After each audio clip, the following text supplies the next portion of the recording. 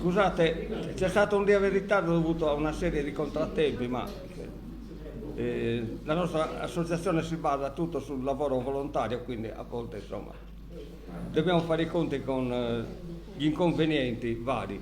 Comunque con qualche minuto di ritardo rispetto al nostro solito quarto d'ora accademico, iniziamo questa serata dei martedì letterari che, come avrete potuto capire dal materiale che abbiamo diffuso in questi giorni, dalla locandina, dai comunicati stampa, è un po' anomalo rispetto ai nostri argomenti di cui ci occupiamo durante l'anno, però è un argomento che merita tutto di essere all'interno di questo piccolo enclave intellettuale e letterario, perché racconta una storia affascinante, misconosciuta, certamente sconosciuta ai più, di un periodo fra i più straordinari dell'era moderna, che è stato il Rinascimento, nel passaggio dall'era antica all'era moderna, che è stato il Rinascimento, un'usanza che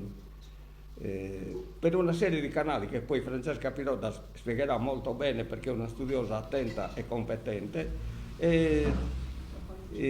quelli che erano ritenuti il segno esteriore del potere, cioè gli abiti dei nobili, soprattutto gli abiti femminili, intessuti dalle migliori tessiture del mondo, che si trovavano soprattutto a Genova, a Venezia, in parte anche a Firenze, diventano poi paramenti sacri, quasi ad avere una seconda vita spirituale dopo averne avuta una terrena, magari poco confacente ai dettami dello spirito e della religione, quasi una redenzione in facto, visto che gli autori, cioè coloro per i quali gli abiti erano stati progettati e costruiti e che li avevano portati, non sempre avevano, coincidendo la nobiltà con la direzione dei vari stati in cui allora si divideva l'Italia e l'Europa, eccetera, quindi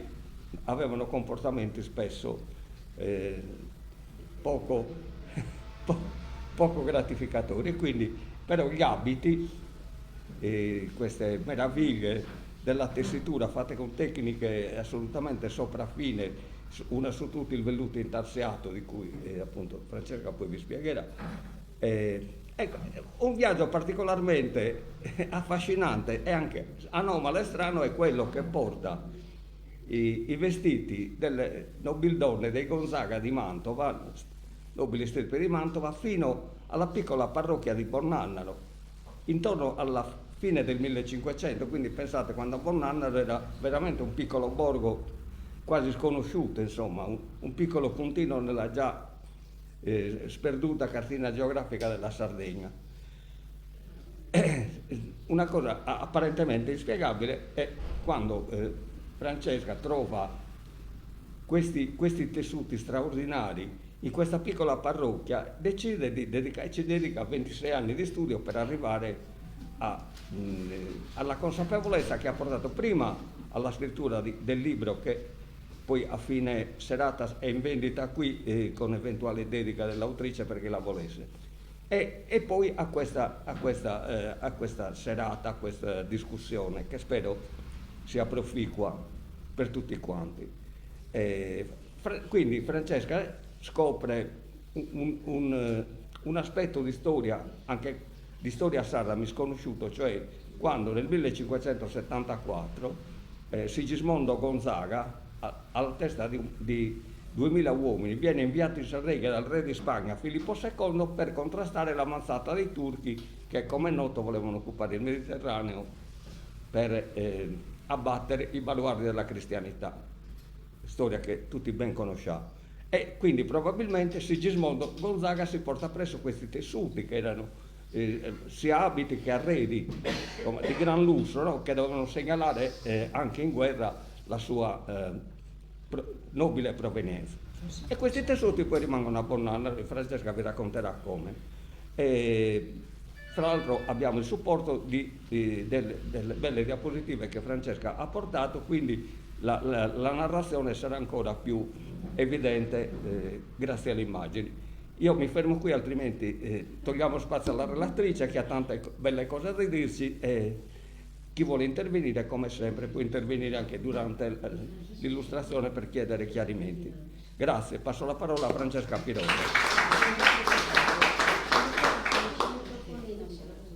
Buonasera a tutti e grazie al Salotto Letterario che mi ha invitato e che ha ritenuto importante presentare questo lavoro, anche se dietro ci sono 20 anni di lavoro, perché è stato scoperto nel lontano 2000 ed è stato un caso praticamente, perché io allora giravo un po' per tutte le parrocchie della Sardegna per studiare i tessuti che erano generalmente conservati nelle parrocchie.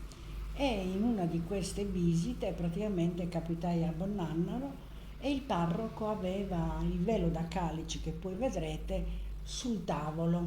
Io lo guardai e dissi, ma questo è un tessuto prezioso, gli dissi. Ma come mai? E se vuole c'è tutto l'armadio pieno di questi tessuti, mi dice. Al che aprì e vidi tutto questo ben di Dio che erano diventati dei paramenti ecclesiastici. Intanto è una tecnica particolare molto difficile, è un velluto cesellato con laminetta d'argento. Praticamente sono due tecniche di tessitura, il velluto riccio e il velluto unito. È molto importante questa tecnica perché è difficile anche da costruire, perché ci vogliono dei telai particolari. Infatti questi tessuti sono fatti a Firenze, a Venezia, praticamente nelle grandi manifatture. Possiamo iniziare con l'inizio delle slide. Andiamo avanti.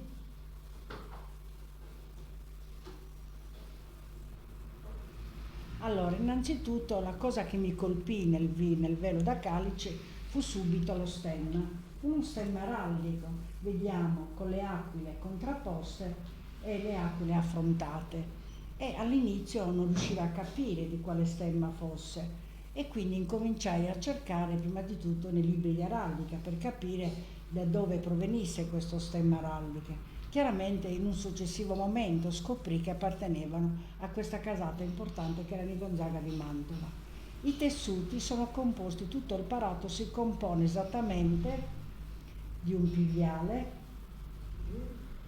avanti, che è il più grande, misura quasi 3,80 m, e già in questa divisione, praticamente se notate, ci sono tutti gli elementi che decora praticamente questi tessuti, l'armatura rinascimentale e l'armatura romana. Oltre a tutti gli stemmi, labari, tamburi, tutti praticamente elementi di guerra, così come sotto vediamo il cannone e le frecce. Allora, il primo pezzo è compone dal piviale, che è il mantello che generalmente i sacerdoti usano nell'alto sacramento quando fanno delle benedizioni particolari. Andiamo avanti. Poi abbiamo due tunicelle o dalmatiche, il retro e verso sempre delle tunicelle, queste sono portate generalmente dai diaconi. Alle tunicelle seguono le pianete, le altre due pianete. Se notate, due praticamente hanno inserito un velluto liscio, evidentemente non avevano più i pezzi, mentre nell'altro sono perfettamente, riportano i moduli che abbiamo nel piviale, e nell'altra pianeta hanno aggiunto una striscia di velluto rosso. Andiamo avanti. Oltre alle due pianete abbiamo 3 stole, 3 manipoli e il velo da calice, e sul velo da calice, come potete vedere, c'è lo stemma araldico. Andiamo avanti. Oltre a questo però abbiamo anche che cosa? Un'altra stola, un velo da calice con un decoro particolare che è caratterizzato da una melegrana e un garofano alternati.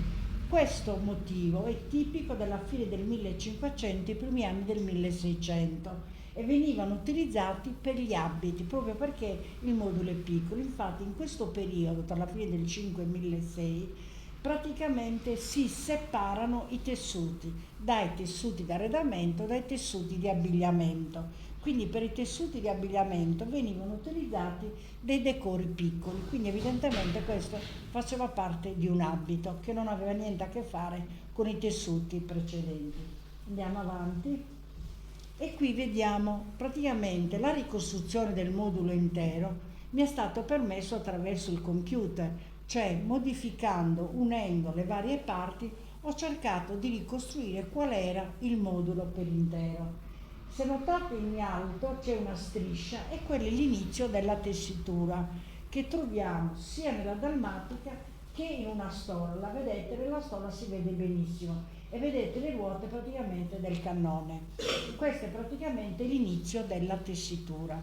Andando avanti ho ricostruito i due moduli, mi serviva forse una bacchetta, non ho portato il puntatore, mi sono dimenticata, scusate. Comunque, nel primo modulo abbiamo il primo a metà, poi l'altro a metà. Praticamente unendo le due parti veniva il decoro perfetto, si unisce l'armatura rinascimentale. Nel secondo, unendo l'altro, abbiamo praticamente dei mascheroni.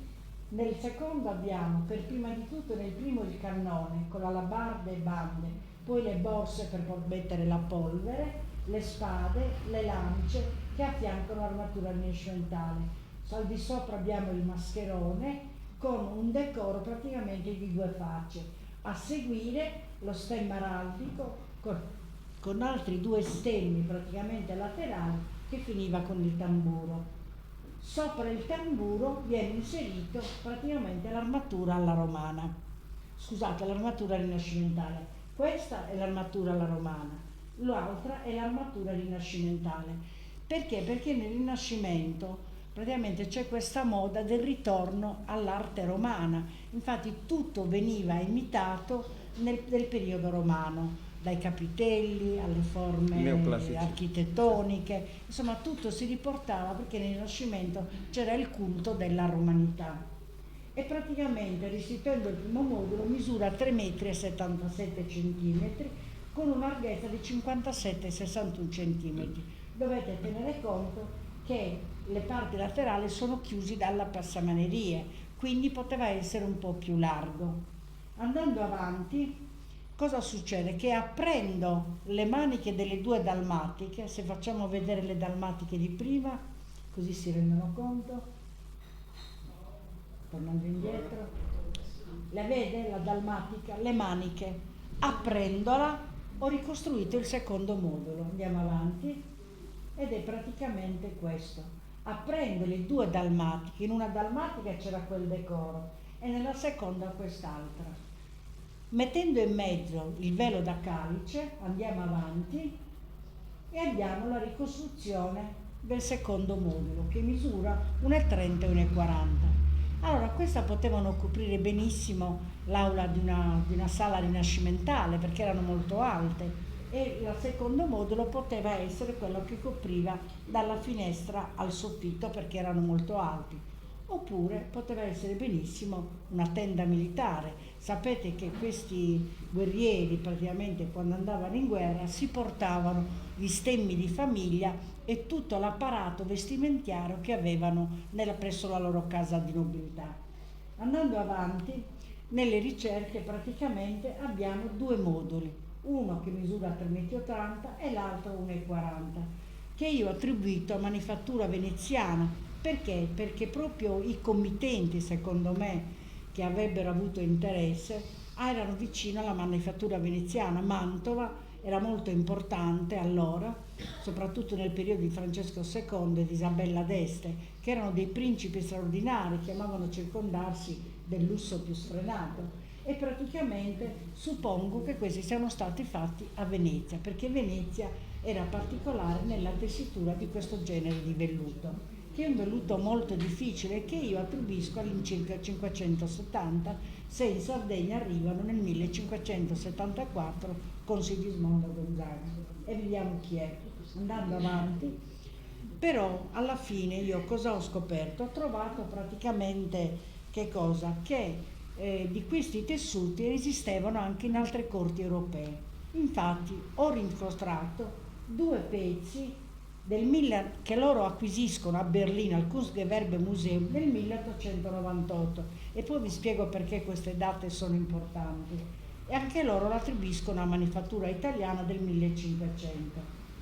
L'altra, andiamo avanti, si trova invece a Venezia quello piccolino, che è sempre un velluto cesellato, e l'altro è invece un brocatello, cioè un tessuto meno prezioso, che però riproduce sempre gli stessi stemmi. Se vedete, il secondo appare molto più rigido, perché è una manifattura, un brocatello è un tessuto meno, come si dice, evidenziato rispetto al velluto. Questi si trovano praticamente a Venezia, sia l'uno che l'altro. Andando avanti troviamo che cosa? A Lione, al Museo dei Tessù, che hanno questa dalmatica, che l'hanno acquisita nel 1909, e loro lo definiscono tabar d'Italie del XVI secolo. La stessa tunicella o dalmatica, andiamo avanti, che viene pubblicata dalla Donata Dovatti nel 1974, questa studiosa che è la prima studiosa del tessuto, Donata Devoti, e praticamente lei la pubblica in questa maniera. È la stessa, quelle due foto me le hanno inviate il Museo del Tessuto di Lione, quando ho spiegato che stavo facendo questa ricerca, e loro mi hanno mandato le immagini delle tunicelle che avevano loro. A fianco abbiamo un altro tessuto conservato a Prato, che però è un bordo per arredo. Come vedete si assomiglia sempre molto rigido rispetto a quell'altro conservato a Venezia. Praticamente, andiamo avanti, chi è che poteva essere? Perché metto Isabella d'Este e Francesco II? Perché loro amavano circondarsi di signori, di tessuti molto importanti. Tra l'altro Isabella d'Este era una donna molto colta, che invitava ambasciatori di tutta Europa, e li ospitava in queste sale, che lei addirittura vestiva di tessuti, praticamente tutte le sale. E Isabella d'Este e Francesco II furono dei principi e dei mecenati in questo senso, tanto che nella loro corte lavoravano moltissimi artisti. Andando avanti, vediamo sempre Francesco II, vedete, con l'armatura proprio alla romana, praticamente molto semplice. E qui abbiamo invece Eleonora de' Medici. Perché Eleonora de' Medici? Perché anche lei indossa un abito che è un velluto cesellato, sempre con la trama d'oro stavolta. E questo abito è ancora visibile, si trova a Palazzo Pitti agli Uffizi, è stata sepolta con quest'abito praticamente, e l'ha stato recuperato una decina d'anni fa, e adesso è esposto al museo, al Palazzo Pitti, ed adesso è possibile vederlo. Ed è un tessuto, un velluto bellissimo, perché praticamente è seta e oro. Andando avanti, perché questi tessuti sono così importanti? Perché molti studiosi dicono che questo genere di armature che venivano raffigurate nei tessuti dipendono dall'architettura. Infatti questo genere di decoro lo troviamo a Palazzo Bentivoglio a Ferrara, e vedete abbiamo l'armatura con le spade, le lance, l'elmo, che si trova su questo Palazzo Bentivoglio del 1500. E lo stesso nella Scala dei Giganti a Venezia, dove sono raffigurati dei cerchi con delle armature e dei medaglioni. Andando avanti, dove troviamo anche questo tessuto? Lo troviamo ad esempio raffigurato in un dipinto di Piero della Francesca. Se vedete, quel signore sulla destra porta un velluto cesellato blu e oro, e praticamente con la pigna quattrocentesca, perché questi velluto cesellati venivano confezionati nel 4 e 500. Sono questi due secoli, praticamente i secoli che maggiormente venivano prodotti. E chi li ordinavano? Le corti papali e le corti aristocratiche, anche perché avevano dei costi notevoli. Tra l'altro, per confezionare questo velluto, anche 8 centimetri, ci si impiegava 7-8 ore, perché si usavano dei telai particolari chiamati telai al tiro. A fianco vediamo un tessuto conservato al Museo dei Tessù di Lione, che però viene da Venezia, ed è un velluto broccato. Come potete vedere, la seta e tutto intorno l'argento. Andando avanti, per capire da dove venivano riprese questi modelli delle armature, la troviamo qui, che si trova a Parigi, ed è fatta da Pompeo della Cesa, che era un armaiolo. Nel 400-500 c'erano proprio gli armaioli che confezionavano queste armature in metallo, ed è attribuita a Pompeo della Cesa. L'altra invece, se notate, assomiglia molto al nostro tessuto, quel mascherone e quella parte in basso, e apparteneva a Vincenzo I Gonzaga, che poi fu adottata dal figlio Vincenzo II Gonzaga.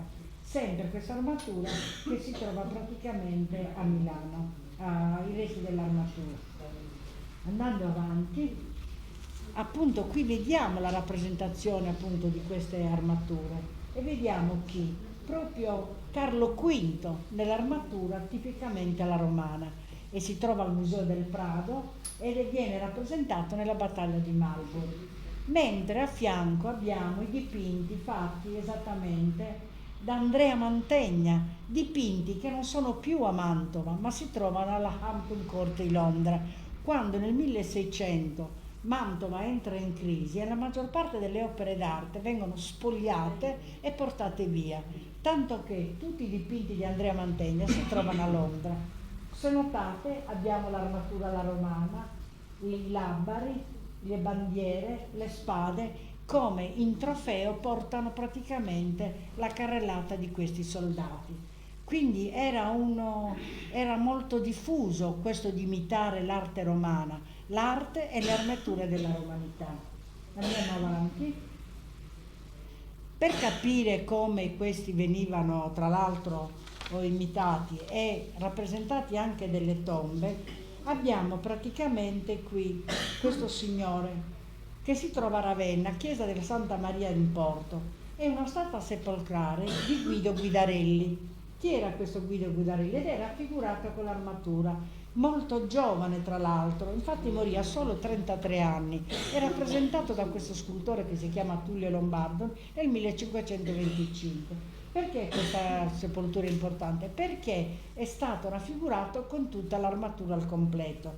Aveva solo 33 anni quando morì e morì per una contesa futile, cioè praticamente dette in prestito una sua camicia e non gli fu restituita. Allora si sfidarono a duello e questo poveretto morì giovanissimo.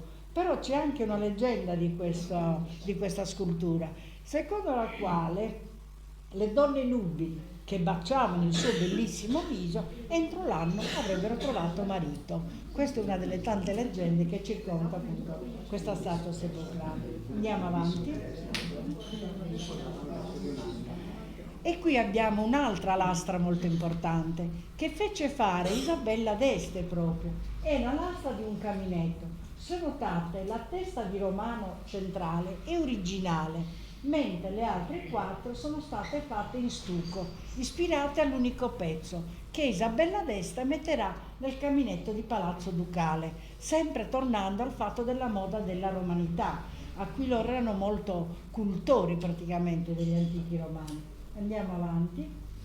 L'unico tessuto in velluto cesellato che noi abbiamo di questo periodo si trova a Firenze, presso l'Abbadia Fiorentina, e come potete vedere ha il motivo del cammino. La melegrana viene chiamato del cammino ed è un velluto, si trova a Fiesole ed è datato al 1470 a Manifattura Fiorentina.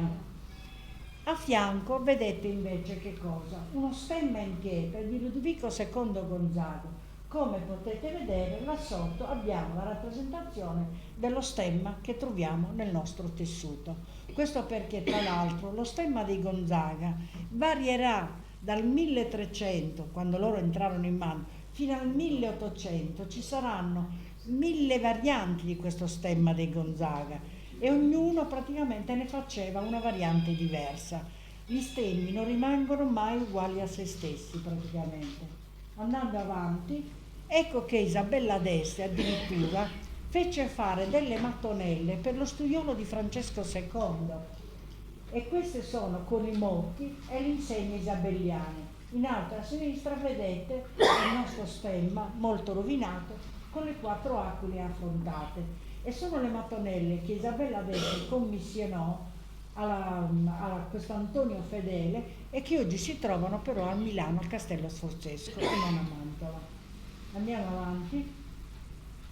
Ed ecco Francesco II, e guardate come è rappresentato.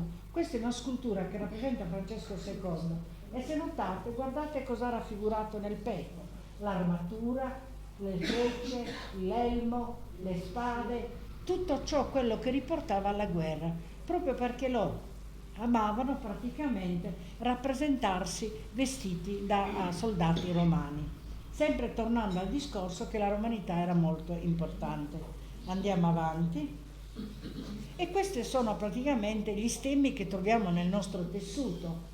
Abbiamo lo stemma, però se guardate abbiamo queste montagne per partiti con le fiammelle in bianco ed in rosso e si trovano nel nostro tessuto. E guardate dove troviamo queste fiammelle. Andando avanti, le troviamo praticamente a Palazzo Ducale nella volta del camerino dello studiolo di Francesco II, dove lui rappresenta le fiammelle con al centro il particolare della vittoria. Perché questo è importante?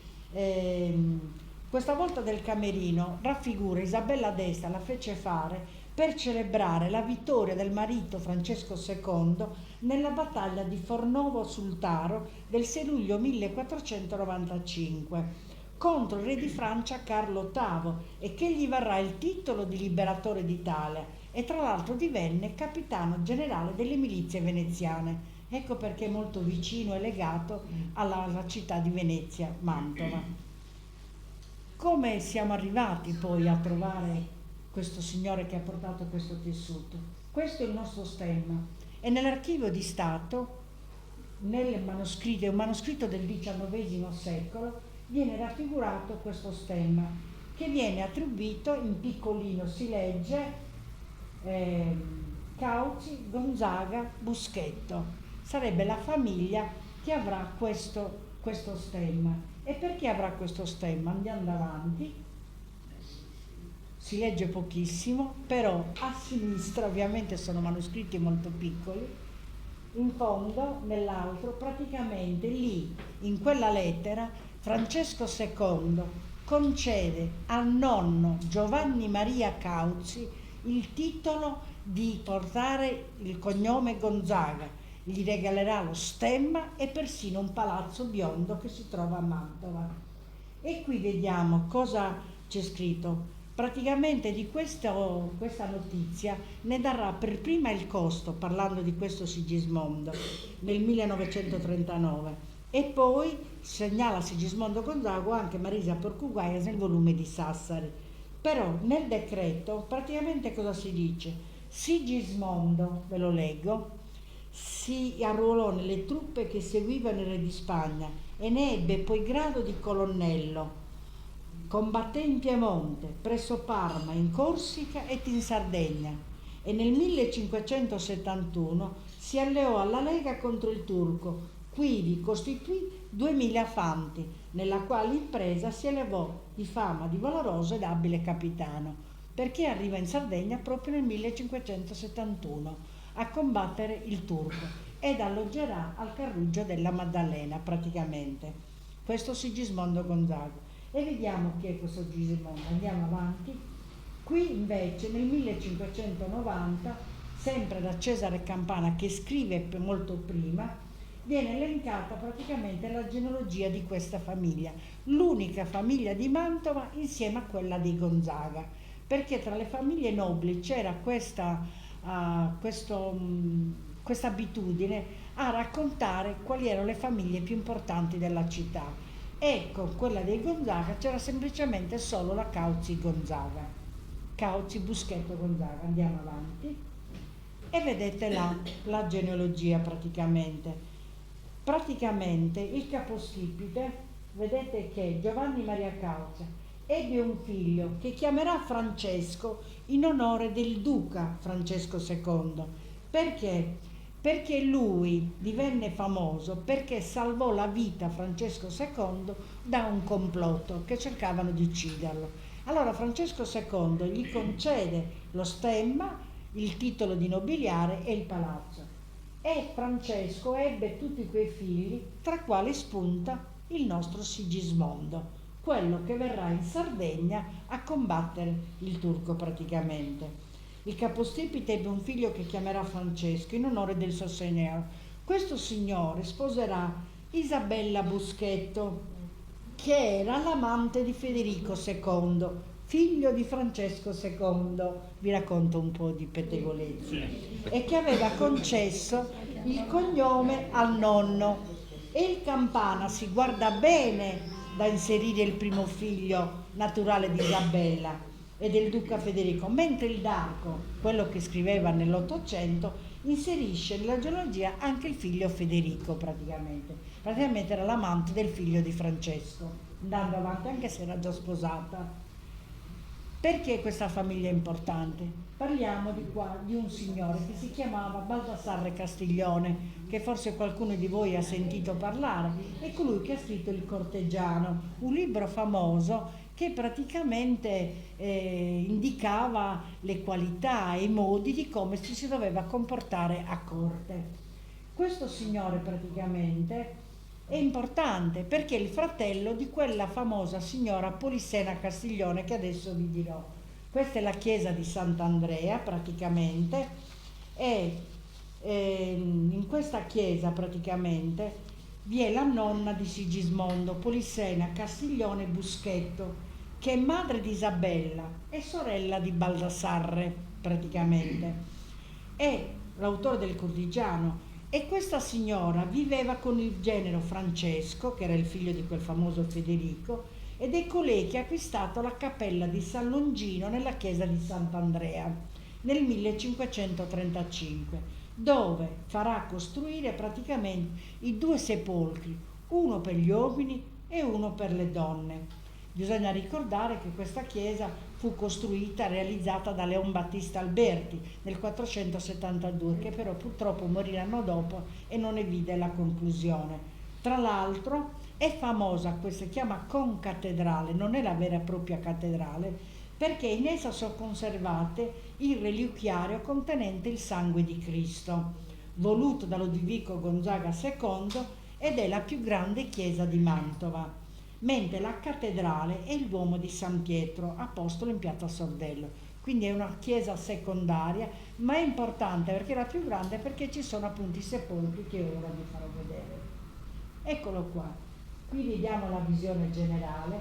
Al centro vediamo praticamente l'adorazione dei pastori, fatto praticamente da Giulio Romano, che era un allievo di Raffaello e che però il dipinto originale si trova al Louvre di Parigi. Quella è una copia. E vedete, ai lati ci sono le due archi. Come potete leggere, praticamente dalla prima arca abbiamo la visione generale dedicata a San Longino. E vediamo cosa c'è scritto sotto. Andiamo avanti. Allora, Longinus eius ilatus Christi perquisio osso di quel Longino che trafisse il costato di Cristo.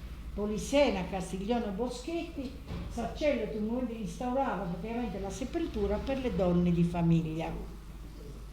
E qui c'è scritto appunto quello che io ho tradotto. Andando avanti, la seconda arca invece è dedicata a San Gregorio Nadanzieno. E andando avanti vediamo la dedica che conserva le ossa di San Gregorio Nadanzieno e Polissena ordina la sepoltura di suo genero Francesco e la sepoltura degli uomini. Si dice che praticamente queste sepolture siano sul pavimento di queste due arche che ancora sono lì nella chiesa di Mantova. A conclusione di questo praticamente posso dirvi che a Mantova sono molto note queste chiese e dobbiamo ricordare però che il primo restauro di questi abiti sono stati fatti nel 1908. Mentre l'ultimo l'abbiamo fatto come soprintendenza archivi di Sassari nel 2008.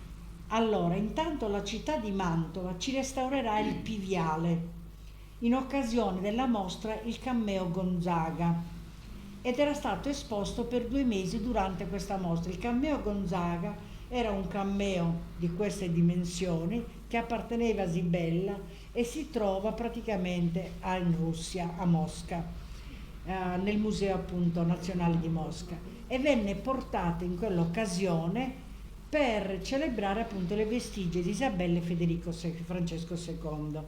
In questa occasione ci chiesero il Piviale e loro in compenso ce l'hanno restaurato. Invece restaurato dal laboratorio tessile La Tela di Penelope di Prato.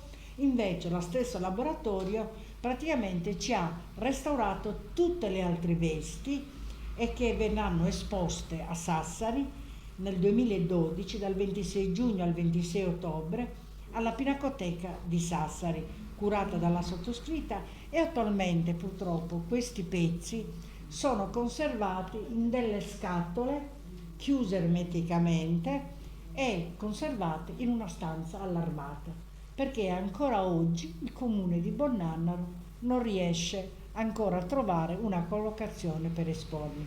Ed è un peccato, perché sarebbe bellissimo da visitare. Tra l'altro, quando le abbiamo esposte alla Pinacoteca di Sassari, abbiamo avuto un numero di pubblico numerosissimo a visitare questi vesti ed è stato molto apprezzato. Purtroppo ancora oggi sono chiuse in una scatola, nonostante io cerchi tutte le volte di chiamare il sindaco, di fare in modo che hanno un palazzetto dell'Ottocento che hanno restaurato, ma che ancora non si decidono ad esporre, perché sarebbe una buona occasione quella appunto di esporre questi paramenti, anche perché non possono essere più utilizzati naturalmente dal parroco, anche se il parroco ci tiene sempre tanto a tenere presente che quando li posso riavere, dice, non li potrà mai più riavere perché saranno conservati ed esposti in un museo definitivamente. Speriamo che questo avverrà, di altro non possiamo dirci. Certo, è stato un viaggio molto interessante, durato molti anni, anche la ricerca archivistica, e Mantova ha accolto con benevolenza questi tessuti, tanto che ha voluto in esposizione il piviale, e loro in cambio ci hanno regalato il portapiviale, dove venne esposto alla Pinacoteca di Sassari. Spero che avete gradito questa esposizione di questi paramenti e confidiamo che vengano esposti anche prima. Se avete qualche domanda, io sono qua.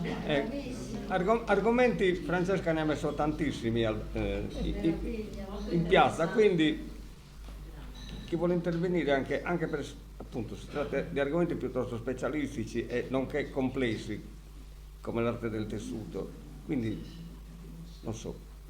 Io posso fare una domanda? Certo. Però scusa, Paola, ti potresti avvicinare qui, se no chi ci segue... Paola, se no chi ci segue non sente la domanda, sente solo la risposta. È giusto, devo dire questo.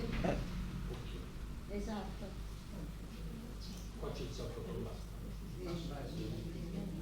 Non di caso. Allora, la domanda che io pongo, poi non lo so se è semplicistica o che il fatto che vengano conservati non richiede manutenzione, presumo. No, sono stati già restaurati, però sono conservati in modo tale che non prenda né polvere né aria, perché sono conservati in una cassetta. Appunto ho detto, ma li hanno salvati per secoli, adesso due tarme. No, non ci saranno le tarme perché sono conservati bene, anche perché abbiamo messi ciascuno separato da un tessuto ignifugo, naturalmente. Chimicamente avete operato perché non si creassero queste, diciamo così, questi pericoli. No, anzi è già tanto che si sono conservati, tutto sommato, erano sempre dentro un mobile. Tra l'altro il parroco di allora, nel 1900, tra l'altro dovete notare le date 1898, 1913, 1912, chissà perché sono sempre le stesse date. Quegli antiquari e il parroco che ha venduto quelle vesti sicuramente vengono da Bonnannaro, perché caso strano erano nell'epoca in cui giravano questi antiquari che cercavano di comprare queste vesti. Però cosa ha fatto il parroco? Il parroco ha venduto qualche veste, però poi il soprintendente di allora gli disse che non avevano i soldi per restaurarli, gli dava i soldi per costruire un armadio, e lui cosa fece? Fece costruire un armadio dove conservava questi paramenti. Quindi tutto sommato a noi sono giunti ben conservati. I parroci che si sono alternati a Bonnannaro li hanno saputi conservare. Sì, ma adesso mi sembra che siano seppelliti, però non guardati. E certo, però fin tanto che il comune non si degna di aprire Perché? questo palazzetto. Hanno Ho parlato paura che poi abbiate la sorpresa. No, beh. speriamo di no. Adesso che fanno parte della città metropolitana di Sassari, magari diventerà un'istituzione della città metropolitana di Sassari, non più Certo. solo del comune di Monnanna, che è già certo. famoso per le ciliegie, non Sì, vuol tra l'altro diventare Monsignor famoso Zicchi evidentemente. ha fatto di tutto, Per- cioè grazie a Monsignor Zicchi abbiamo pubblicato il libro, perché lui si è interessato a fare in modo che facessimo il libro. Però chiaramente ogni volta ricordiamo al sindaco di aprire questo palazzetto e di fare in modo che vengano esposti. Chiaramente per esporre queste vesti ci vogliono delle tecche particolari. E cioè queste tecche costano tantissimo perché devono essere arieggiate, contengono delle polveri sottili particolari nel fondo, in modo tale che sia arieggiato, perché se sono troppo chiusi rischiano appunto di decomporsi. Il tessuto è facilmente deperibile sia per l'aria che per l'acqua, quindi hanno necessità delle vetrine particolari. Queste vetrine le fanno la Goppion di Milano, che purtroppo costano assai. La ditta che le fa, chiedeva. Non ho capito. La ditta che fa le teche. Si chiama Goppion. Si chiama Goppion.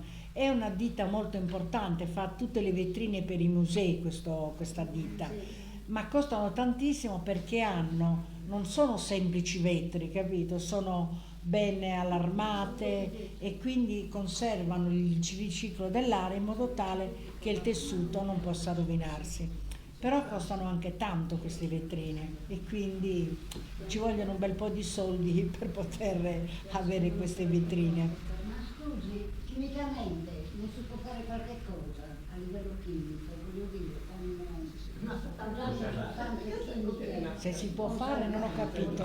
Paola chiede se attualmente si può fare qualcosa per riuscire a fruire di questi beni storici, No, artistici se loro non si importanti. decidono a costruire, tra l'altro c'è il divieto della sovrintendenza, non possono essere esposti così all'aria, Ovviamente. perché ovviamente c'è la polvere, la luce che può danneggiare, perché il velluto cesellato è delicatissimo, sono due tecniche di tessitura, c'è una tessitura di fondo, poi c'è una tessitura che fa il velluto liscio e un'altra tessitura che va il velluto riccio, quindi ed è tutta a seta e ogni 4 passate c'è una laminetta d'argento, pensate, quindi è molto delicato, non può prendere molta aria, perché se prende molta luce tende a scolorirsi, a perdere il colore, quindi non è facile da esporre, devono essere esposte in un ambiente protetto praticamente, perché se no si rovinano, perché non possono prendere né luce né troppa aria, perché sono molto delicati questi tessuti. È materia organica, è cotone, certo, sì. quindi, velluta, E quindi è difficile per ovviamente. quello. Ogni tanto telefona al sindaco se si ricorda di aprire quel palazzetto, dice che stanno aspettando di mettere gli allarmi, sono anni che stanno mettendo questi allarmi ma non se ne vede il risultato. Adesso con la scusa cercherò di richiamarlo per vedere se fa qualcosa, perché è un peccato, anche perché sarebbe un richiamo per Bonnanna lo stesso esporli. Però questi non si decidono ed è difficile praticamente. Vabbè, speriamo La signora. di aver dato un piccolo contributo magari alla, infatti, speriamo. alla C'è la signora che vuole riproposizione. chiedere. No, però da lì non la puoi fare perché... Ma Non l'hanno? Nominato Palazzo Te. Ma perché è stato esposto a Palazzo Ducale? Ci sono degli arazzi. Lo so, Palazzo Te, ma infatti Palazzo Te e Palazzo Ducale sono la stessa amministrazione, tanto che sono stata invitata quando la mostra era stata fatta allora a Palazzo Ducale e a Palazzo Te era esposta anche un'altra parte di quella mostra. Però lavorano in collaborazione, in simbiosi, sia Palazzo Te di Mantova che Palazzo Ducale. È la stessa amministrazione praticamente, sì. Come l'ho rivista quest'estate, l'avevo vista da piccola e qualche cosa. Beh, è bellissimo Palazzo Te, lì ci sono tutti gli affreschi dei Gonzaga ed erano appunto dove tenevano i cavalli anche. Sì, no. Beh, la cittadina di Mantova è una città meravigliosa, Sì. anche perché è un piccolo gioiello, il centro storico è veramente un piccolo gioiello. 50.000 abitanti, ma Sì. È curatissima, è una città molto ben curata e accogliente soprattutto. Ma poi loro sono stati i primi a volere il piviale. Quando hanno scoperto, la direttrice dell'Archivio di Stato, naturalmente quando io avevo trovato quel documento di Giovanni Maria Cato, io sono saltata sulla sedia, perché dovete sapere che questi manoscritti sono grandi, sono dei libri grandi così, e quindi sono saltato sulla sedia. La direttrice, ah che bello abbiamo trovato, quindi era più contenta di me quando avevo trovato il committente che aveva dato il cognome Gonzaga a questa famiglia, ed è l'unica famiglia che ha preso il cognome Gonzaga. sì. E la nonna era una donna molto energica, perché volle costruire queste arche proprio un ricordo della sua famiglia, e quindi era una famiglia molto importante e ricca praticamente. Quindi lei ha nominato tutti gli artisti, ma ne hanno avuto da Virgilio fino a Sì. tutti li hanno avuti e promossi soprattutto. Certo, no, E no. poi a Mantova c'è il miglior festival della letteratura Tra italiana, l'altro, un'oasi è in vero. mezzo alla mercificazione del mercato editoriale che fa sempre piacere. È vero. Quindi no, la cultura la tengono viva. Poi c'è nato Virgilio, Certo. c'è nato Virgilio anche, quindi insomma è una città molto importante Mantova, ama molto la cultura tra l'altro. È la pratica, Certo, veramente. è vero, è vero.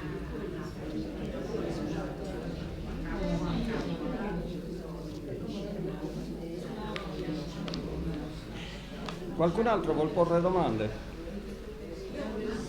Ilenia, Vieni.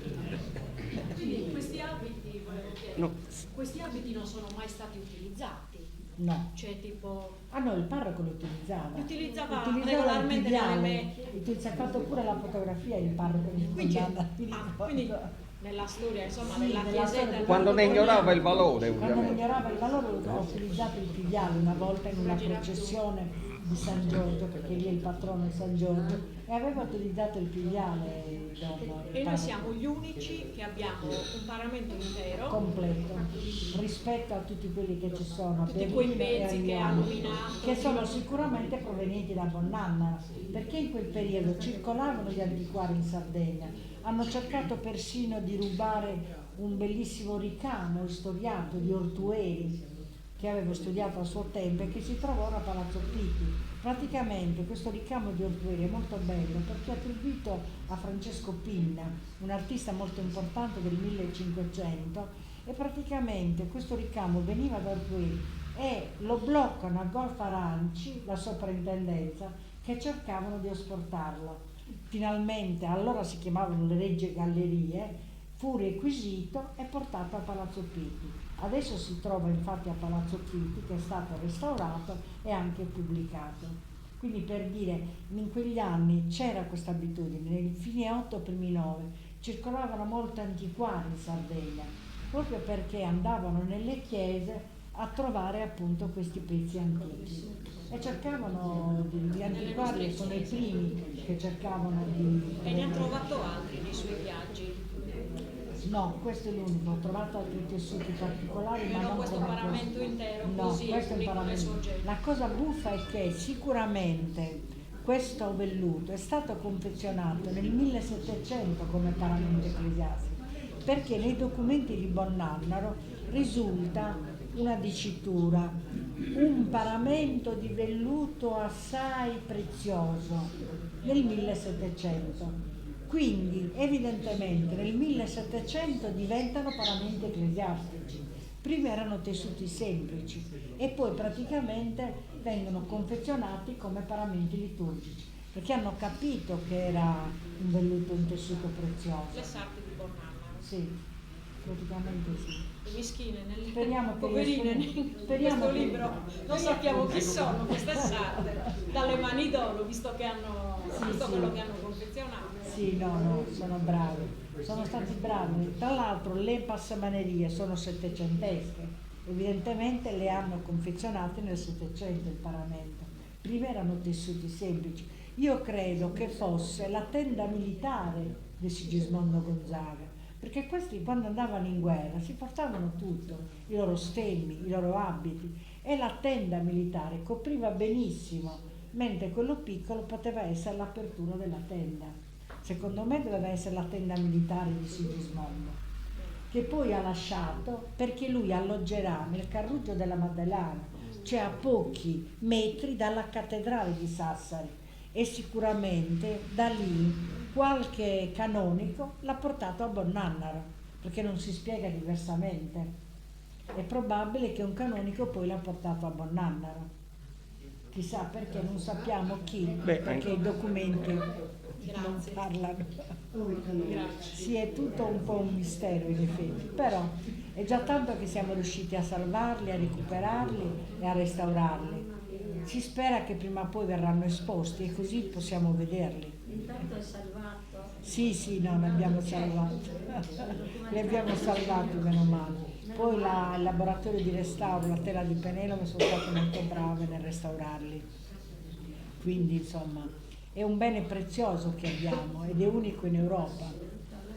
Tra l'altro sia Lione che Berlino erano entusiasti dal fatto che io avevo trovato tutti questi pezzi. Loro non mi hanno detto come l'hanno acquisito, cioè non sappiamo, sono arrivati nel 1908, però chiaramente è come quello di Salomon Guggenheim che la regala a Venezia, anche certo. Lui era un cultore di queste cose, ha regalato quel pezzettino a Venezia, perché lui tanto non se ne faceva niente. Quindi era un'abitudine degli antiquari comprare queste cose, perché amanti di queste cose antiche cercavano di procurarsele praticamente. Sì. Vabbè. Poi se avete piacere, qui c'è il volume dove racchiude tutta la storia. Qualcun altro? Scusate, faccio io una domanda a Francesca, che un aspetto che abbiamo trascurato nell'introduzione, Io ho letto lo straordinario curriculum di Francesca Piroda e veramente sono rimasta a bocca aperta, perché per tutte le esperienze che ha avuto, non solo per i titoli che ha acquisito, laurea all'Università di Firenze, scuola di specializzazione sempre all'Università di Firenze, ma per le conferenze che le hanno meritato il titolo di esperta di tessuti soprattutto rinascimentali, non solo in Italia ma anche all'estero. Quindi vorrei che lei raccontasse come, un po' partendo sempre dal piccolo centro della Sardegna, lei è riuscita, grazie all'ostinazione, allo studio e all'impegno, a accreditarsi fra l'altro come una delle maggiori esperte della sovrintendenza delle province di Nuoro e Sassari. Quindi qual è questo misterioso mondo del tessuto prezioso, del tessuto storico, del tessuto che racconta? Dopo la laurea praticamente studiai i costumi dell'alta e bassa baronia, dove appunto mi laureai con quella tesi, e seguita dalla mia professoressa mi incoraggiò a seguire lo studio dei tessuti, e così andai a frequentare i corsi di tessitura della Lisio, la Fondazione Lisio, e lì ho imparato a leggere i tessuti e a schedarli, che sono generalmente 8 ore di lavoro al giorno. Si iniziava alle 9 del mattino e si finiva alle 5 del pomeriggio.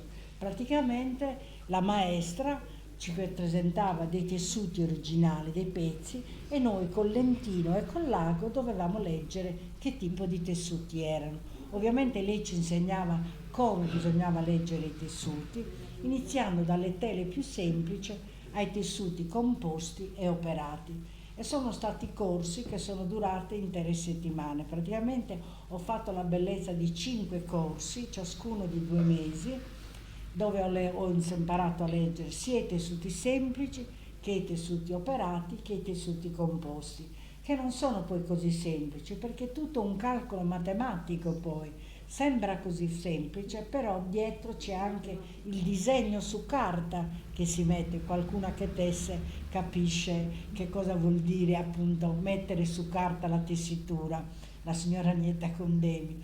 E quindi lì praticamente ho passato intere settimane ad analizzare questi tessuti storici e ci davano i tessuti d'epoca proprio, piccoli pezzettini che noi armaggiavamo con i guanti e con molta delicatezza perché dovevano rimanere intatti. Quindi così ho imparato praticamente a leggere i tessuti. È stata lunga e faticosa perché sono stati diversi anni di corsi, di analisi, e man mano ogni anno facevo un corso specifico, uno sui velluti, uno sui tessuti operati, uno sulle tele, poi sui tessuti composti. Insomma, sono stati un po' lunghi. Praticamente io lavoravo già ed estate andavo a fare questi corsi quando ero libera, perché durante questo periodo, appena laureata, iniziai a insegnare. Allora durante l'anno non potevo farli e quindi li facevo d'estate, l'estate lo passavo alla Fondazione Elisio di Firenze. Per nostra Questo ti fortuna. ha permesso di arrivare a questi livelli. Sì, è vero. Complimenti. C'è cosa che vuoi dire?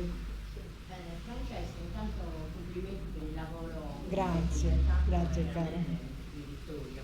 E volevo dire, hai pensato alle nostre artigiane come sono state brave comunque, no? Perché Salmustra in realtà è più un calcolo Sì. insomma, di passaggi, Certo. insomma di movimenti che non riescono, non ho mai seguito attentamente, certo. E quindi trovo che l'aver sistematizzato, ecco, negli studi specifici questa abilità rende merito ancora di più alle nostre tessitrici che hanno fatto fanno delle opere d'arte, Sì. ma oggi ci sono competenze. Sì, sono competenze maggiori adesso. Esatto, ma penso a tutta la tessitura del 1700 dei telai sardi del 1800 che veramente hanno prodotto, ripeto. Si hanno prodotto, anche se i nostri erano telai semplici, perché questi velluti si costituiscono con il telaio al tiro, sono chiamati, e sono telai che vanno da lì a lì, sono lunghissimi praticamente, hanno delle spole gigantesche e praticamente tu vedi tutti questi fili, che ci sono anche 3000 spolini sotto, che vengono prelevati tutti questi fili, sembra un'opera d'arte quando li vedi questi telai. Si trovano alla Fondazione Elisio e alla Fondazione Rubelli di Milano, sono gli unici che producono questi tessuti, eppure anche a Caserta c'è anche una manifattura tessile che fa questi tessuti e sono particolari perché richiede molta attenzione. Per montare un telaio ci vogliono anche 8 ore almeno, minimo, capito? Per montare un telaio, perché vengono disposti filo per filo, rocchetto per rocchetto ed inseriti. Quindi è un lavoro molto laborioso questo lavoro dei tessuti operati, non sono tessuti semplici. Da noi invece sono telai semplici, orizzontale e verticale. Invece questi sono molto più complessi. Poi ci sarà anche il telaio jacquard, che è un'altra storia, un telaio meccanico, che lì anche nel telaio jacquard cominceranno a produrre i tessuti operati, perché chiaramente sono elaborati con macchine particolari. Sono più semplici i nostri, sì, effettivamente. Ti è mai venuta la voglia di provare a tessere? Perché Sì. hai studiato quella che è la parte tecnica, diciamo, no? Scusate. Ho tessuto. Sono stata allieva di Graziella Guidotti Una delle più grandi maestre. e quindi anche con lei ho fatto il corso di tessitura, tanto che a casa ho un pezzo di tessuto fatto da me con le varie tecniche, con le varie armature. È un po' complesso, poi non ci ho mai pensato a tessere, però ero curiosa e quindi ho voluto fare il corso con la Graziella Quando hai voglia di spolverare vieni a casa. e mi metto a tessere anch'io. Grazie Non sarebbe male. Quindi, una curiosità. Sì, Allora, Ma nessuno, cioè, voi considerate che... la mia voce è abbastanza alta. Ma non arriva perché il microfono è orientato verso di me, capito? Dove metto lì? Lateralmente al tavolo, Francesco. Cioè, Gianfranco, dove vuoi? guarda. No, a proposito di abiti, allora, io quando ero alle medie, diciamo, cioè fine medie, primi del superiore, ero venuto in possesso degli abiti femminili stupendi che appartenevano a questa famiglia nobile, i Quesada. che erano ai Chesati. pesati. Allora, un ramo era finito a Nuoro, diciamo, perché in effetti era una Sassari, era una famiglia spagnola. Allora, io, siccome questa quesada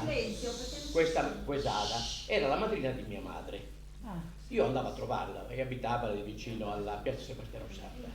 Andavo là, e lei, siccome c'aveva molta roba antica, e un giorno io andavo molto spesso con mamma perché ero un curiosone, e questa madrina aveva aperto questo baule e c'erano degli abiti femminili stupendi. Allora io, incuriosito, bellissimi, dice, siccome si doveva festeggiare il carnevale, e allora io ho pensato subito, Dio, se mi li presta signora, cioè io li voglio dare a queste amiche, diciamo, del gruppo, e così a carnevale, ma erano dei vestiti stupendi, e addirittura per poterli conservare c'era la naftalina, diciamo. Sì. Io li porto a casa, mamma, come ho sentito questo odore, portameli via subito che mi puzza tutta la casa. Li ho portati in cantina. Io quando sono andato a riprendere l'aubergine ho fatto delle macchie, Anastasia, diciamo, macchie che hanno rovinato gli abiti completamente. Certo, e perché ho dovuto buttare l'umidità. Quindi a me è rimasto lo scrupolo per tanti anni del fatto che io ho preso umidità per mettere in cantina perché puzza tutta la casa. Io li ho portati in cantina, ma mica pensavo che magari mettendolo all'aria all'umidità si rovinassero, e purtroppo questi 4-5 abiti di broccato, di seta, ma dei colori stupendi, e purtroppo sono andato a finire male. Questa è la mia testimonianza. Tra l'altro bisogna dire che allora fino al 1700, fino al 1800, perché troviamo tutti questi paramenti floreali nelle chiese? Ora non ci sono più, se notate ora i paramenti sono semplici, c'è il calice, la spiga di grano, la corona di spine, i chiodi. Ora perché fino al 1800 praticamente le nobildonne regalavano, quando passavano le mode, regalavano i propri abiti alla chiesa e la chiesa ne faceva i paramenti. Ecco perché nelle chiese sono conservate tessuti così antichi e preziosi. Perché le nobildonne, man mano che cambiavano le mode, loro si compravano l'abbigliamento nuovo, che erano grandi questi abiti, con queste quille de crine come si chiamavano, e praticamente li regalavano alla chiesa, e la chiesa ne faceva i paramenti. Fino a che nel 1800 il Papa fece praticamente una dichiarazione e una legge particolare in cui non venissero più riprodotti elementi che non fossero sacri. Infatti dal 1800 in poi abbiamo le pianete, i paramenti che sono semplici, cioè hanno il calice, la corona di spine, il crocifisso, ma non fiori o cose di questo tipo. Se avete notato nella mostra che abbiamo fatto a Nuoro, quella dei paramenti della cattedrale, sì, nella sala qui a fianco. Qui a fianco avevamo fatto la mostra sui paramenti. Avete visto che paramenti che c'erano? Perché erano prima del 1800, venivano tutti da fuori, erano del 1500 e del 1600, perché allora i preti facevano le proprie vesti con gli abiti donati dalle nobildonne e quindi erano tutti molto floreali, ricchi d'oro e d'argento, tutti fatti in seta, anche perché le nobildonne quando si facevano gli abiti non è che si facevano l'abito di cotone, era sempre in seta, seta preziosa, e quindi usavano questi abiti molto voluminosi e li regalavano poi alla chiesa quando passavano di moda. Invece dal 1800 in poi non abbiamo più questi abiti, abbiamo abiti semplici, sempre fatti magari con seta, però sono raffigurati solo i simboli cristologici, la croce, il calice, il vino, la corona di spine, ma non più altri simboli fantastici come li vediamo nei tessuti del fino al 1800. Vabbè.